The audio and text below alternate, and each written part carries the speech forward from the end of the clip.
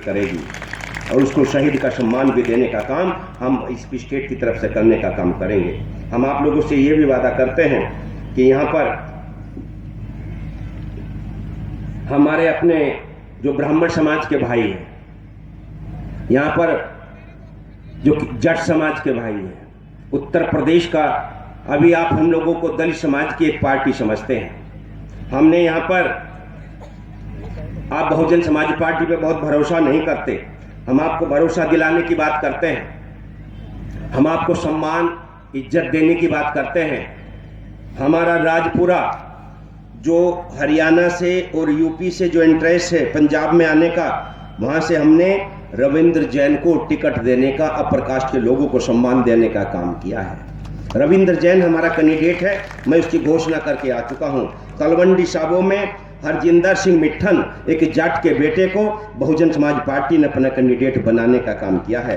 तरन तारण में पूर्व DIG, police वाले भाइयों बहनों, आपके हाथ में भी बड़ी पावर है। आपका एक पूर्व डीआईजी अनंत सिंह संधू बहुजन समाज पार्टी का कैंडिडेट बन चुका है। अपनी कृपा दृष्टि इधर भी कर देना पुलिस वाले भाइयों। दसुहा से ये हरप्रीत सिंह शाही हमारे बीच में खड़े हो जाइए। ये जाट समाज का बेटे को बहन जी ने इनको सम्मान देने का काम किया है। इसी तरह से भाइयों बहनों, अभी बलाचौर का ऐतिहासिक कार्यक्रम हुआ।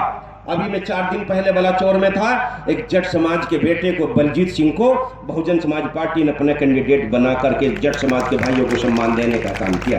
उत्तर प्रदेश में हम जट समाज के भाइयों को कैबिनेट मिनिस्टर बनाने का काम उत्तर प्रदेश के अंदर बहन जी ने किया है। जट समाज के भाइयों बहनों, इस देश के अंदर अगर किसान नेता सबसे बड़ा कोई नेता हुआ है तो जट समाज का बेटा चौधरी चरण सिंह हुआ है। याद है कि भूल गए कि चौधरी चरण सिंह जट का बेटा जो देश के प्रधानमंत्री बने, लेकिन 18 दिन के लिए देश के ऐसे प्रधानमंत्री हुए जिन्हें कांग्रेस पार्टी ने एक भी लोकसभा में भाषण देने का मौका नहीं दिया, और पहला सत्र शुरू होने से पहले उनका इस्तीफा हो गया, अविश्वास हो गया था उनके खिलाफ। लेकिन आदरणीय बहन कुमारी मायावती जी ने चौधरी चरण सिंह जहां के रहने वाले थे, डिस्ट्रिक्ट बागपत, उसको जिला बना करके जाट समाज के चौधरी चरण सिंह जी का सम्मान करने का काम उत्तर प्रदेश के अंदर किया है।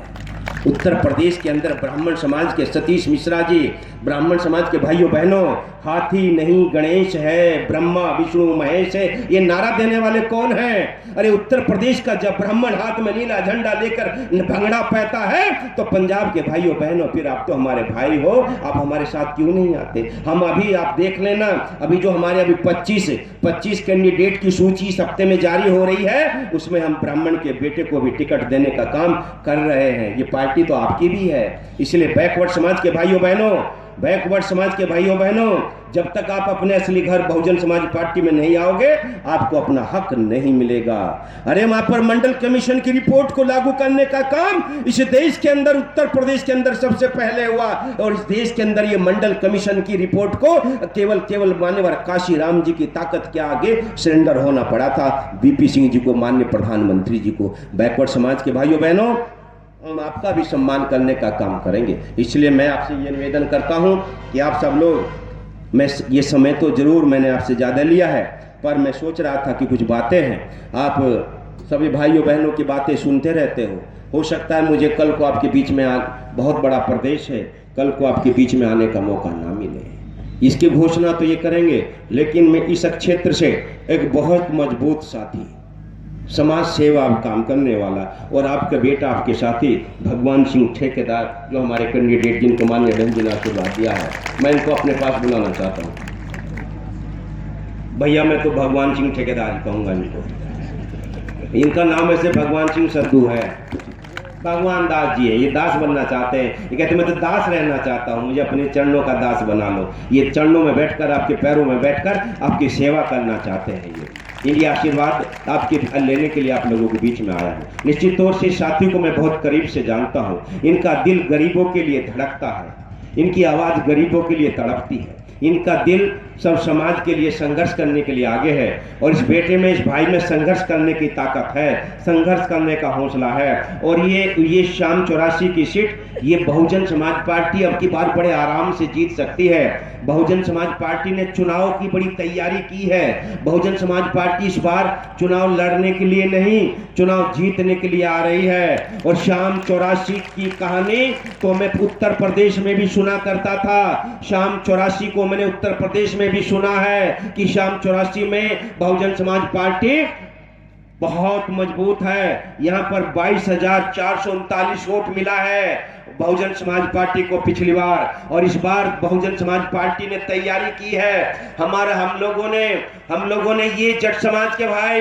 ये क्यों आ रहे हैं चुनाव लड़ने के लिए, ये बलाचौर से ये जाट समाज का बेटा क्यों आ रहा है, ये अकाली दल की सरकार को छोड़कर ये शाही बहुजन समाज पार्टी में क्यों शामिल हुआ है। ये बड़े होशियार लोग हैं, इनको मालूम है कि बादल भैया जा रहे हैं और बहुजन का हाथी आ रहा है। इसलिए इसमें आने के लिए हमने यहाँ पर एक तैयारी की है। हमने सेक्टर का संगठन बहुत मजबूत कर लिया है। हमारी बूथ कमेटी पहली बार पंजाब में मजबूत हुई है। हम अपने संगठन के दम पर ये बीजेपी कांग्रेस ये काले धन के नाम पर चुनाव जीतेंगे। हम अपने संगठन के दम पर चुनाव जीतने का काम करेंगे और इस बेटे को लेकर के हम आप लोगों के बीच में आए हैं। अभी इनकी बहुत बड़ी माला इनका इंतजार देख रही है। हमारे स्टेट के प्रेसिडेंट चाह तो मैं ही रहा था कि वो माला मैं ही पहना दो, पर स्टेट के प्रेसिडेंट ने कहा आप मेरा हक छीन लेते हो, ये काम तो मेरा है। मैंने वो काम इनको सौंप दिया है। मेरे बाद में हमारे स्टेट के प्रेसिडेंट आएंगे और अपने अपील करके सीधे इनको वो जो माला बहुत बड़ी बनी है वो आप लोगों के आशीर्वाद की माला है, आप अपने भगवान दास ठेकेदार जी को पहना करके इनको यहाँ पर MLA बनाने के लिए आगे बढ़ाने का काम करेंगे। भाइयों बहनों, मैं आप लोगों से सिर्फ इतनी बात अंत में कहना चाहता हूँ कि मैंने तो बहुत जोर लगा करके बोलने की कोशिश की है। मैंने अपनी बात को आपको समझाने की कोशिश की है, लेकिन मैं पंजाबी में नहीं बोल पा रहा हूँ, ये मेरी मजबूरी है। लेकिन मैं तो आपका बेटा बनकर आप लोगों के बीच में आया हूँ, मैं नेता बन करके नहीं आया, मैं आपका भाई बन करके आप लोगों के बीच में आया हूँ। मैं आपका गार्जियन बन करके, बच्चों का गार्जियन बन करके आप लोगों के बीच में आया। आप मेरी बात को अगर समझ पाए हो तो जरा हाथ उठा करके मेरा हौसला बढ़ा दो। बहुत बहुत शुक्रिया, मैं तहे दिल से आप लोगों का शुक्रिया अदा करता हूँ। और आपकी इस शाम 84 की आप लोगों की इस रैली को, आप लोगों के इस बात को कि माननीय बहन जी, एक तरफ खाना चल रहा था, खाने में कोई जो भाई खाने के लिए चले गए उनको भी नहीं बताऊंगा कि वो खाने के लिए चले गए थे वहाँ पर। मैं कहूँगा प्लेटें खाने का पंडाल खाली पड़ा रहा, सब लोग हमारी बात सुनते रहे। और बहन जी, खाने के पीछे से अब की बार पंजाब के लोगों ने कहा है कि अब की बार हम खाने के चक्कर में नहीं पड़ेंगे, अपने MLA को जिताने के चक्कर में पड़ेंगे। ये मैं शाम को बहुत बहुत शुक्रिया मैं आपका तहे दिल से, अपने खास तौर से अपने मीडिया के भाइयों का, कि आपकी कलम में बड़ी ताकत है। आपकी कलम जब चलती है बीजेपी के लिए उसकी सरकार बना देती है। आपकी कलम जब चली 70 साल में से 48 साल कांग्रेस के लिए उसकी सरकार बनाई। अब की बार अपनी सरकार बनाने के लिए अपनी कलम चला दो, ये मैं आपसे निवेदन करने के लिए। इस नोटबंदी से आप भी परेशान हैं। इस नोटबंदी के लाइन में जरूर आपके भी परिवार का कोई बेटा लाइन में लगा होगा। इस 2000 के लिए जरूर आप भी तड़पे होंगे।